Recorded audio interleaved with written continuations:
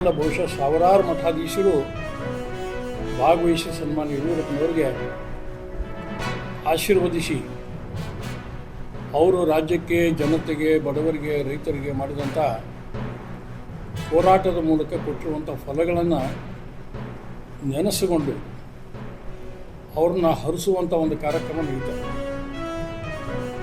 ಈ ಸಂದರ್ಭದಲ್ಲಿ ನಾನು ಜಮಖಂಡಿಯ ಮಾಜಿ ಶಾಸಕನಾಗಿ ಈ ಅಖಂಡ ಜಿಲ್ಲೆ, ನಮ್ಮ ವಿಜಯಪುರ ಅಖಂಡ ಜಿಲ್ಲೆಯ ಹೆಚ್ಚು ಸಮಯ ಕೊಟ್ಟು ಕೆಲಸ ಮಾಡಿದಂಥ ಒಂದು ಕಾರ್ಯಕರ್ತರ ಟೀಮ್ ಇದೆ, ಒಂದು ಗುಂಪಿದೆ. ಸನ್ಮಾನ್ಯ ಯಡಿಯೂರಪ್ಪನವರು ಅವರ ಸ್ವಂತ ಜಿಲ್ಲೆ ಶಿವಮೊಗ್ಗ ಇದ್ದರೂ ಕೂಡ ವಿಜಯಪುರ ಅಖಂಡ ಜಿಲ್ಲೆಯಲ್ಲಿ ಮಾಡಿದ ಪ್ರವಾಸ ಅವರಿಗೂ ಮತ್ತು ನಮ್ಮ ಬಾಗಲಕೋಟೆ ವಿಜಯಪುರ ಜಿಲ್ಲೆಗೂ, ಅಖಂಡ ಜಿಲ್ಲೆಗೆ ಒಂದು ಅವಿನಾಭಾವ ಸಂಬಂಧ ಇದೆ.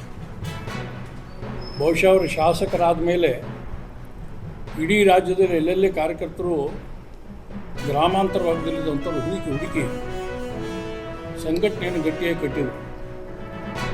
ಉದಾಹರಣೆಗೆ ನಾನು 1987 ಇಸ್ವಿಯಲ್ಲಿ ಜಮಖಂಡಿ ತಾಲೂಕಿನ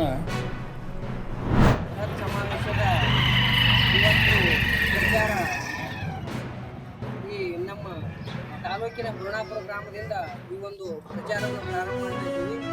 ಇದು 4ನೇ ಬೃಹತ್ ಸಮಾವೇಶ. ಇದು ಯಾವ ಮಟ್ಟಕ್ಕೆ ಮಾಡ್ತಿದೆಯಪ್ಪ ಅಂತಂದ್ರೆ ಕೃಷ್ಣೆಯ ಕಹಳೆ ಅಂದ್ರೆ ಇವತ್ತು 1964 ಕೃಷ್ಣ ಒಂದು ಆಲಮಟ್ಟಿ ಡ್ಯಾಮನ್ನು ಕಟ್ತಾ ಇದ್ದಾರೆ. ಆದರೆ ಇನ್ನೂವರೆಗೂ ಅದು ಪೂರ್ಣ ಮಾಡಿಲ್ಲ. ನಮ್ಮ ತಾಲೂಕಿನಲ್ಲಿರ್ತಕ್ಕಂಥ 13 ತಾಲೂಕುಗಳಿಗೆ ನೀರಾವರಿ ಕೊಡಬೇಕಾಗಿತ್ತು. ಇನ್ನೂ ಆದರೂ ಆ ಒಂದು ನೀರಾವರಿ ವ್ಯವಸ್ಥೆಯನ್ನು ಮಾಡ್ತಾ ಇಲ್ಲ.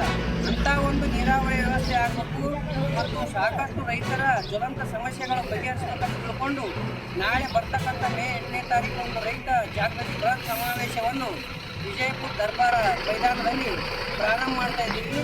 ಈ ಒಂದು ಅವತ್ತಿನ ದಿವಸ DC ಅವರ ಮೂಲಕ ರಾಜ್ಯ ಸರ್ಕಾರ ಹಾಗೂ ಕೇಂದ್ರ ಸರ್ಕಾರದ ಆದೇಶವನ್ನು ಕೊಡಲಿಕ್ಕೆ ಈ ಒಂದು ಕಾರ್ಯಕ್ರಮವನ್ನು ಮಾಡ್ತಾ ಇದ್ದೀವಿ.